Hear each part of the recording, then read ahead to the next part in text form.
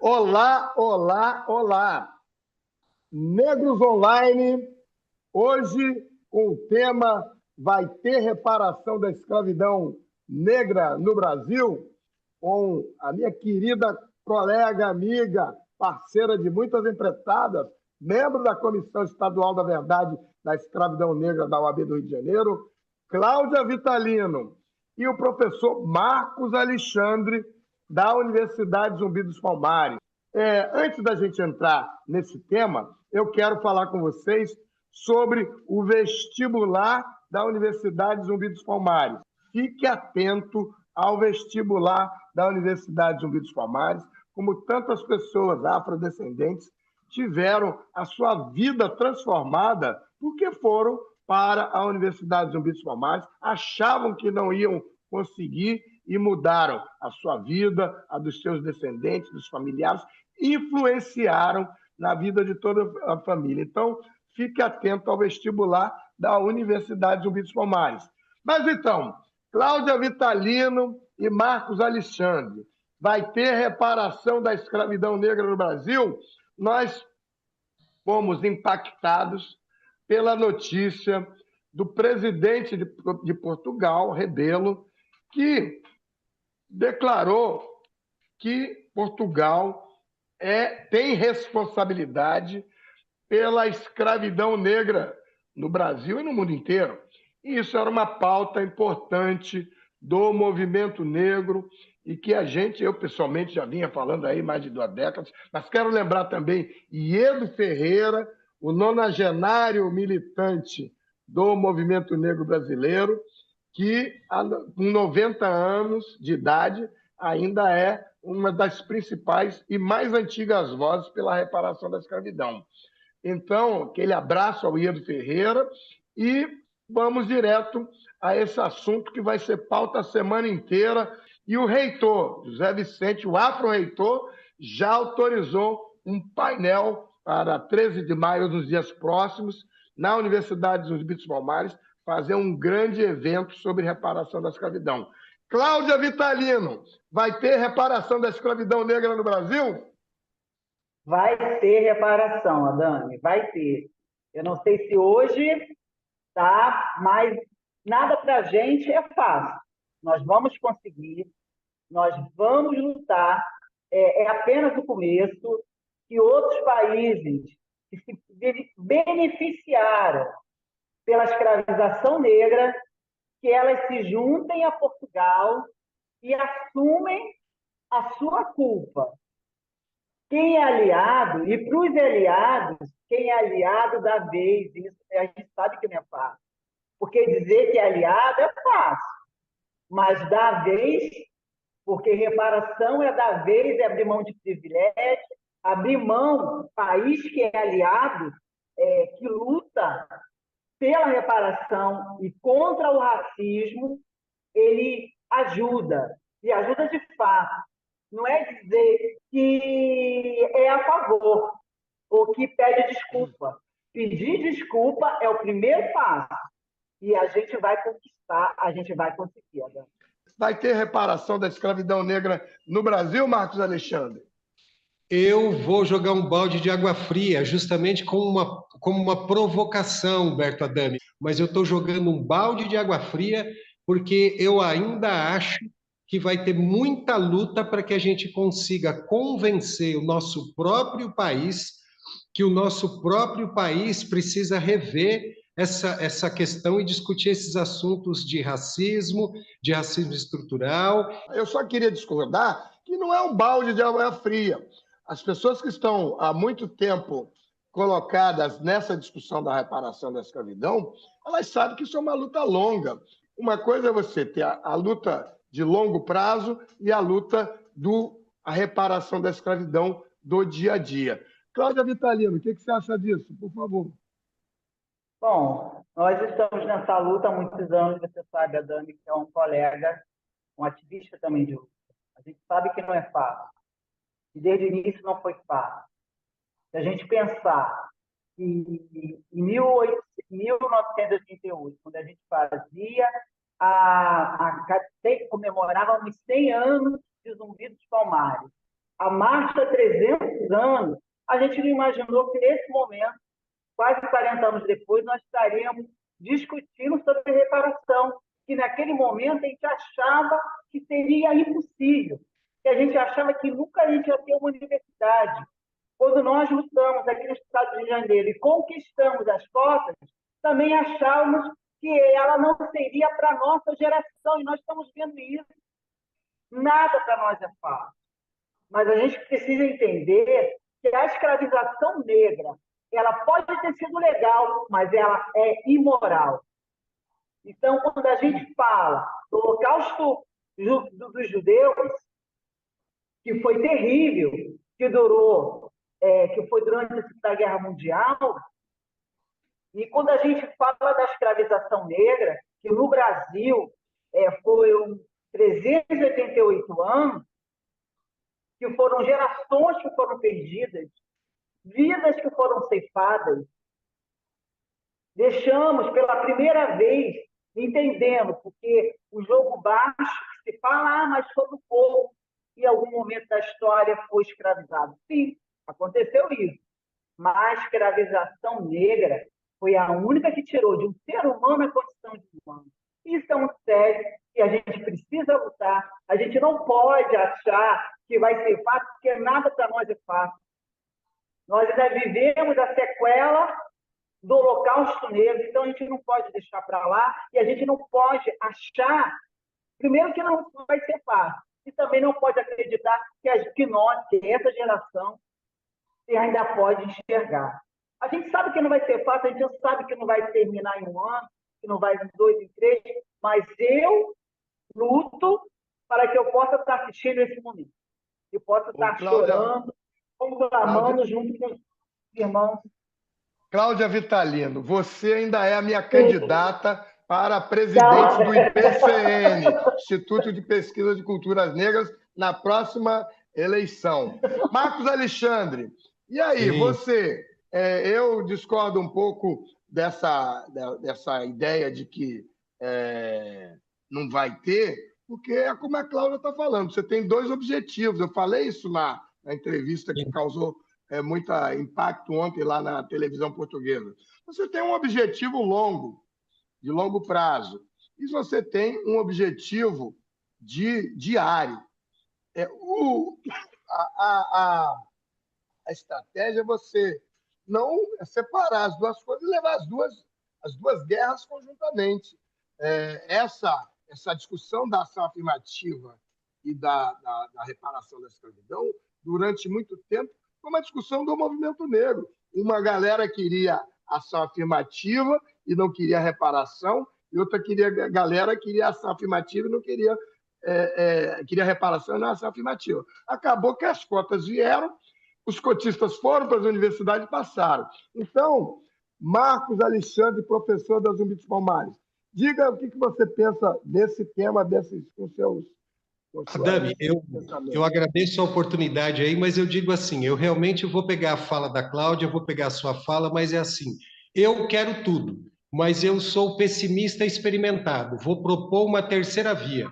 Enquanto o pessoal falou da cota e outros queriam a reparação, nós podemos talvez bater e continuar lutando, que nunca é fácil para nós, mas pensar numa terceira via. Vou dar alguns exemplos internacionais. Os Estados Unidos devastou o Japão na Segunda Guerra Mundial. Houve um esforço econômico dos Estados Unidos para a reconstrução do Japão, investimento em educação, e hoje nós vemos o que é o Japão. Nós tivemos também a guerra na Coreia. Não há comparação no que nós sofremos, como a Cláudia foi muito feliz, no Holocausto Negro. Mas vamos entender, vamos pegar um exemplo.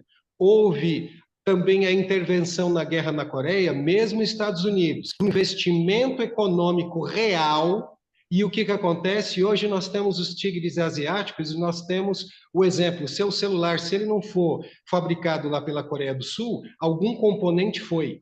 Então, o que acontece? Quando a gente vê esse marco simbólico que você presenciou em loco, que é a apresentação do presidente de Portugal de reconhecer historicamente esta falha que é uma humilhação para o ser humano, que foi a escravização por Portugal de mais de metade dos 12 milhões de escravizados sequestrados da África. No entanto, nós não vamos poder acreditar que só o fato do presidente dizer isso imediatamente já vai separar algum dinheiro, vai fazer alguma coisa, por quê? Ele precisa de um parlamento que está dominado pela centro-direita, direita radical. E aí o que acontece? É esse tipo de coisa que a gente tem que ter realidade, tem que fazer que nem a Cláudia falou. Não pode deixar de lutar, não pode deixar de dizer que não vai ser fácil, mas nós temos esperança e sonho, a have a dream, igual o nosso grande Martin Luther King, mas eu acho que a gente também tem que ser realista como você,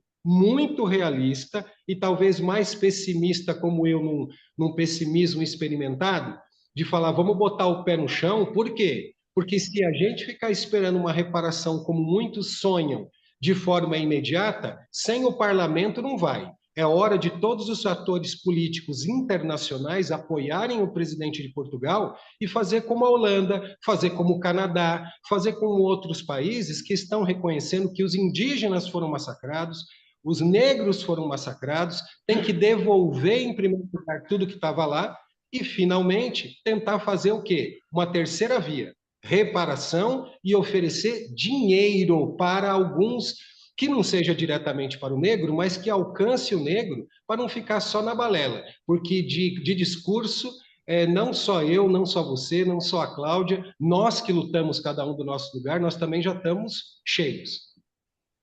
Eu não acredito que vá ter nenhum oferecimento de dinheiro. Eu milito nesse assunto já há mais de 20 anos, embora tenham outros que militem há mais tempo. O Instituto dos Advogados Brasileiro, o IAB, fez um longo parecer sobre aspectos jurídicos da reparação da escravidão. Ele está no site do IAB, disponível aí, são mais de 80 páginas, examinando tudo que tem das iniciativas que já ocorreram, inclusive a de 1900, dos anos 80, do Fernando Conceição, a Cláudia vai lembrar, desse do Fernando Conceição, não que ela tivesse, ela era garotinha nessa época, mas ele disse, chegou a calcular quantos milhões de reais. Depois teve a vereadora Cláudia Vieira, do PT de São Paulo, seguindo o Reparational dos Estados Unidos, e fez também uma grande iniciativa aí em São Paulo e chegou a calcular através do Ministério Público, o procurador da República era o querido Suyama, que está aqui no Rio, agora no caso do Valongo, onde ele abriu um inquérito civil público da reparação da escravidão e fez muito barulho, Frei Davi. Eu fui para uma audiência pública aí, a Zumbi dos Palmares também esteve lá, e acabou numa recomendação à ministra da CEPIR, Matilde Ribeiro, olha, faça a reparação da escravidão. Ou seja, um final pífio e melancólico. Isso não quer dizer que essas lutas não sejam importantes para mobilizar essa ideia da reparação. Mas a reparação, na Comissão Nacional da Verdade, a gente tinha a ideia da reparação, a criação de um fundo soberano, mas eu sempre deixei a história do dinheiro para um pouco depois. Era mais importante mobilizar as lutas e o tema da reparação nas várias comissões da verdade e da escravidão negra, e a pauta e o tema. Por isso que eu acho que é de se comemorar muito a declaração, que é o primeiro reconhecimento. Você já tem muita gente estudando nisso nos Estados Unidos, na Jamaica, na França, na Inglaterra. Isso é um grande movimento internacional. E quero dar aqui em primeira mão que o Instituto de Advocacia Racial e Ambiental, o IARA, acabou de denunciar a Suíça também. Estamos aguardando um novo inquérito ao lado daquele do Banco do Brasil, um inquérito do envolvimento da Suíça com o financiamento da escravidão negra. Nos debates que nós fazemos, precisamos fazer muito, os brancos hoje, eles costumam dizer de que eles não têm culpa da escravização, então que não deve nada, precisamos reconciliar. que todo mundo tem sangue preto, que todo mundo é descendente africano, mas o racismo foi construído e essas pessoas usufruem até hoje, enquanto descendentes da escravização. E nós, negros e afrodescendentes, visivelmente negros, usufruímos até hoje da consequência da escravização negra. Então, como é que é isso, gente? Eu não sei, nós não sabemos quem são, pelos nossos sobrenomes, foram ceifados de nós. Como é que fica isso? Precisamos, não tem como ter reconciliação sem passar pela reparação. Passar a história limpo, e aí eu falo enquanto historiadora e pesquisadora também da FEVEMB, não tem como passar essa história limpa da escravização moderna, que foi a escravização negra, e se repete quando você fala, porque é muito comum, quando você fala da escravização moderna, você pode ver a maioria das pessoas que são encontradas em situação análoga da escravização, 80% de pessoas são negras. E você vê vereador em nosso país dizendo que está correto, que deviam ter agradecido de ter sido escravizados. Isso é uma dívida que o mundo tem conosco.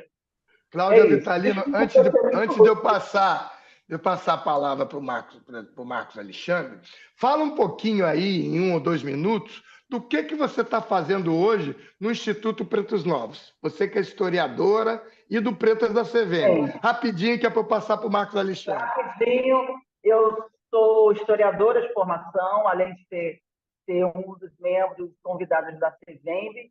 Eu participo enquanto pesquisadora e trabalho dando letramento racial para professores.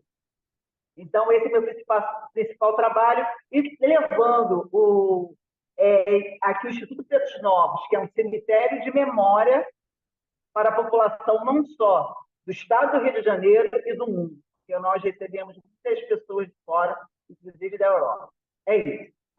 Marcos Alexandre, o que você tem para pensa a respeito dessa reparação do dia a dia, que na verdade são as pautas a reparação do dia a dia, são as pautas corriqueiras e cotidianas do movimento negro brasileiro. Demarcação de terra quilombola, lei da história da África e cultura afro-brasileira e indígena, as cotas na educação e no emprego público federal, que está tendo uma grande revolução nisso, o dia de Zumbi, né? E tudo isso daí que a gente tem, e de vez em quando levar umas placas lá para o Tribunal de Justiça, como a Cláudia fez, essa mulher invadiu a posse do presidente do TJRJ, mas depois ficou amiguinha dele. Fala, Marcos Alexandre. Adame, eu concordo com a Cláudia em gênero, número e grau, mas eu volto a lembrar assim, que bom que a gente tem várias cabeças e várias formas de atacar. Nós somos um exército só, nós estamos unidos. Uma das coisas que o Dr. Zé Vicente fala bastante, principalmente nesses últimos pronunciamentos dele, foi uma coisa interessante que foi feita com o povo negro. Vamos dividir para conquistar. E aí, juntos, nós permanecemos. Então, muitas vezes, cada um na sua frente, na sua história, na instituição que trabalha, aonde representa, na sua formação cultural, ou como a minha, junto com a Cláudia, na área de história, ou na área de diversidade, ou na área de gestão pública, ou na área da comunicação, cada um trabalha dentro da sua área, ou como você que teve a oportunidade de estar mais presente e conhecer a realidade desse pronunciamento, que é muito importante, mas volto a dizer, se ficar só no pronunciamento, nós ficamos sempre com aquela conversa que hoje estamos sentindo aqui. O preto de estimação. Então, as empresas querem o negro, as instituições querem o negro, o fulano quer o negro, mas fica uma coisa muito assim de vamos fazer como a Cláudia falou, vamos fazer uma grande pacificação social, que o direito, que é, infelizmente, um instrumento que tem sido manipulado na história na mão dos poderosos para manter o status quo, vamos fazer, o direito é a arte da ou a ciência da pacificação social. Vamos deixar todo mundo tranquilo, desde que a gente continue mantendo tudo como está. Então, eu fico pensando, esperamos que nós tenhamos uma reparação financeira, uma reparação concreta, através de cotas, através de programas, mas, infelizmente, a gente precisa sair do discurso como muito a comemorar a fala do presidente de Portugal, mas agora tem que levar para o parlamento, discutir isso no parlamento, ter pessoas corajosas como a Cláudia de entrar no parlamento lá com cartaz, ter pessoas corajosas como você, Adame, de chegar lá e abrir, que tem oportunidade de estar lá, e de realmente provocar, porque se nós ficarmos nisso, a gente vai continuar sempre com aquela grande pacificação social e, como dizem alguns veículos de comunicação que eu estudo e acompanho, pedir desculpa é a parte mais fácil. Eu citaria o caso da Namíbia, que a gente já teve oportunidade de ver várias vezes, e que processou a Alemanha. Ela processa a Alemanha, ela conseguiu fazer uma ação judicial na Corte de Nova York e conseguiu a devolução de algumas coisas. Porém, parte do movimento negro, vamos chamar assim, das forças de ativistas sociais da Namíbia, como a Esther Mugijang, que participou, inclusive, de um evento que eu fiz no Conselho Federal do AB, e com o Iedo Ferreira. Foi muito engraçado, porque o Iedo Ferreira fechou e ela abriu lá da Namíbia. Então, isso não eles conseguiram a devolução de algumas peças e têm discutido, porque o governo quer fazer uma coisa menor e eles estão discordando. A cada passo, como foi a declaração do Papa de responsabilidade, ainda comedida, né, pela responsabilidade da Igreja Católica. Então, cada passo é um dia de uma comemoração. Então, por isso é dia importante de celebrar a corajosa iniciativa do presidente Rebelo de Portugal, porque ele com certeza já está tendo problema, mas abre uma discussão que está na Holanda, está na Inglaterra. A Inglaterra tem todos os livros da Companhia das Índias para discutir, a França também tem, e aqui no Brasil nós temos o nosso dever de casa, um congresso de 513 deputados, que você não tem 20, embora tenha uma frente ampla parlamentar, é uma frente de pouca intersecção, influência nessa pauta, e com muita dessa coisa evangélica, falsamente evangélica, e que vem alegando a pauta de costumes, e que vem com intolerância religiosa e também com uma pauta de cercear a educação. Pauta péssima, mas é a que tem. O que me coçou aqui uma parte, de verdade é assim, o negro, ele não está aqui para fazer papel de palhaço. O negro não está aqui para ser engraçadinho. O negro não está aqui para ser humorista. O negro não está aqui para tirar barato. Então, vamos deixar uma coisa muito clara. Esse tipo de discussão não precisa aparecer na mídia, não deve ser comprado pela mídia, não deve virar bagunça de que nós, negros, estamos esperando reparação, dinheirinho para pôr na conta. Isso não é esmola, isso não é ajuda, isso não é auxílio emergencial, isso não é para você fazer churrasco, não é para preto fazer rodinha e comprar cerveja. Nós sofremos escravidão, não é esmola, não é nada dado, e é exatamente isso. A reparação tem que ser uma coisa séria. Nós não estamos esperando nenhuma esmolinha no bolso, e isso não deve ser uma piada aceita pelo negro, que senão é mais uma piadinha que o pessoal vai querer falar na nossa frente, e que a gente vai ter que reagir e vai ter que falar assim: me respeite. Marcos Alexandre, eu lamento lhe dizer que o tempo acabou.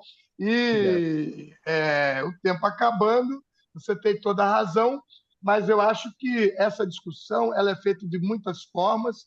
Então, eu quero agradecer a todos, Marcos Alexandre, Cláudia Vitalino, muito obrigado. E Negros Online, daqui a pouco, em edição extraordinária, porque o mundo está virado. É isso aí, obrigado.